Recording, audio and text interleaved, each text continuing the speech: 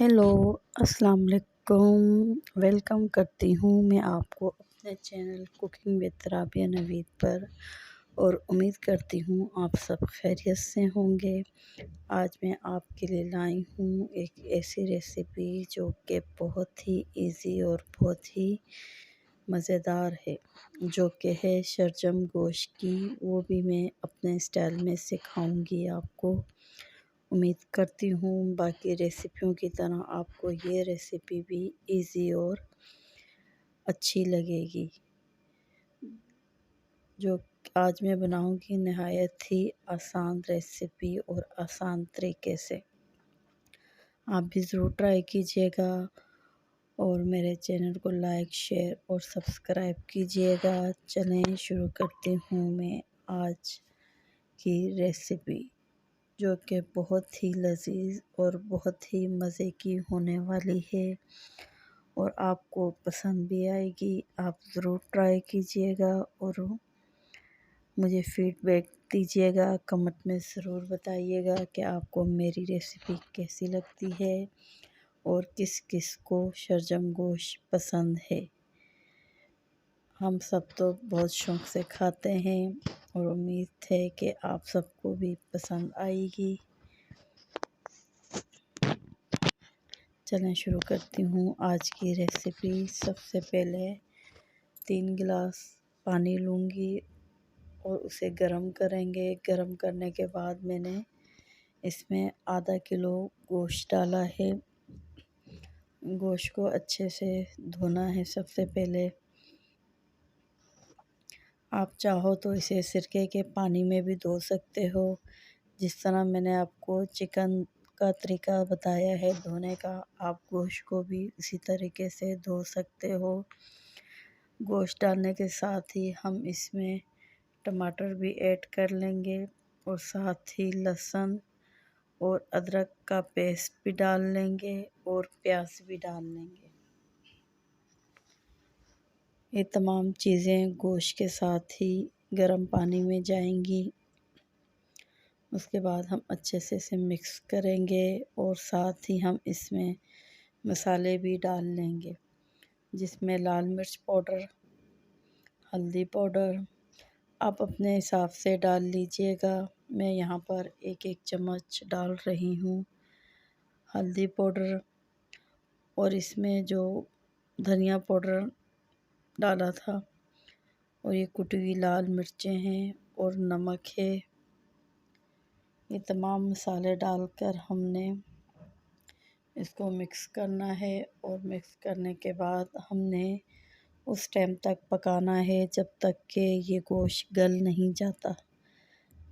उबाली आने तक हम इसे तेज़ आंच पर रखेंगे। जब उबाली आ जाएगी तो हम इसकी फ्लेम को स्लो कर लेंगे और इसे उस टाइम तक पकाना है जब तक कि गोश्त गल नहीं जाता। और पानी की मिक़दार थोड़ी ज़्यादा ही रखिएगा। मैं आपको आगे जाकर बताऊंगी कि पानी की मिक़दार ज़्यादा क्यों रखनी है। बहुत सारे लोगों की शिकायत होती है कि शलजम गोश्त मीठा होता है। आज मैं आपको की वो शिकायत भी दूर कर दूंगी। आप मेरे तरीके से बनाइएगा तो इंशाल्लाह आपको शलजम गोश्त का सालन मीठा नहीं लगेगा।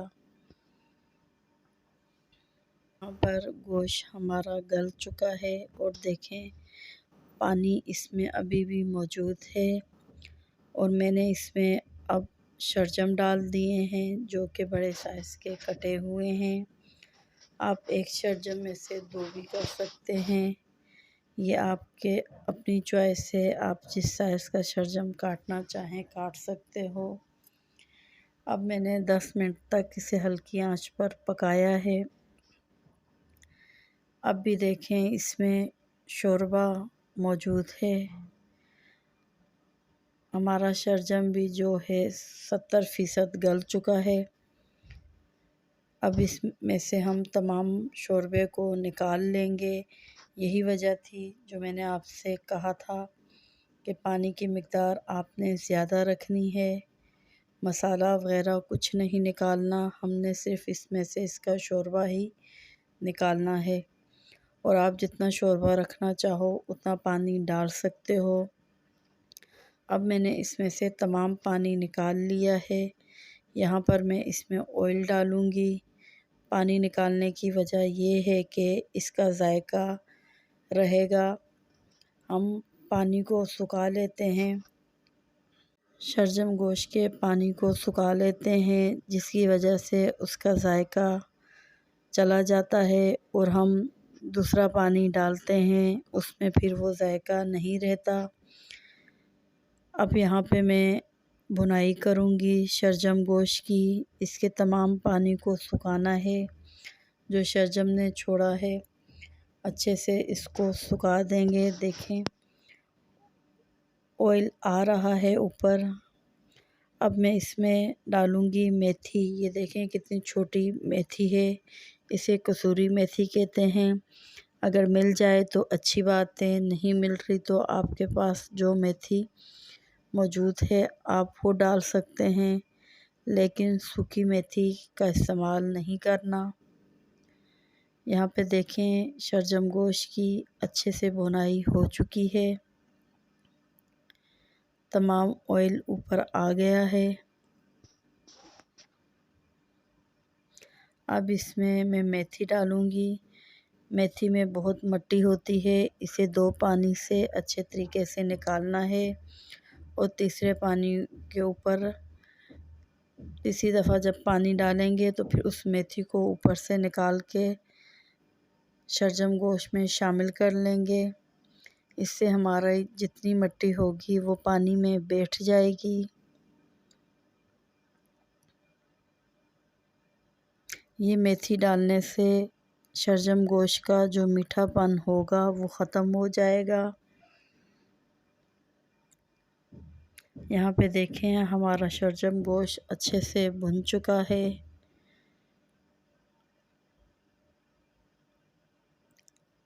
जब अच्छे से बुनाई हो जाएगी तो फिर हम इसमें जो पानी या जो शोरबा हमने निकाला था वो डाल लेंगे। आपको जितना चाहिए आप उतना डालिएगा। शलजम गोश्त शोरबे वाला ही अच्छा लगता है। मुझे इतने ही ज़रूरत थी तो इसी वजह से मैंने सिर्फ़ 3 गिलास ही लिए थे और हल्की आंच पर गोश्त को गलाने तक पकाया था, ताकि मज़ीद पानी डालने की ज़रूरत ना पड़े। यहाँ पर अब मैं इसमें गरम मसाला डालूँगी। अब यहाँ पे दम पे रख दूँगी 10 मिनट के लिए, क्योंकि हमारा गोश्त भी गल चुका है, शलजम भी गल चुका है और पानी भी हमने पका हुआ ही डाला है शोरबा। इस वजह से ज़्यादा पकाने की ज़रूरत नहीं पड़ेगी। यहाँ पर डन हो गया है मेरा शलजम गोश्त। अब इसमें धनिया डालेंगे। यकीन करें बहुत मज़े का बना था और देखने में भी बहुत ही अच्छा लग रहा था। आप देखें कितना प्यारा लग रहा है।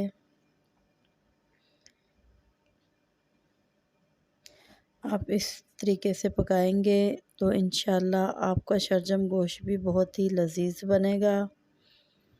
आपकी तमाम शिकायतें दूर हो जाएंगी कि शलजम गोश्त पकाने से उसका शोरबा अलहदा हो जाता है, पानी अलहदा होता है, शलजम गोश्त अलहदा होता है, मीठापन होता है। बहुत सारे लोगों की ये शिकायतें होती हैं।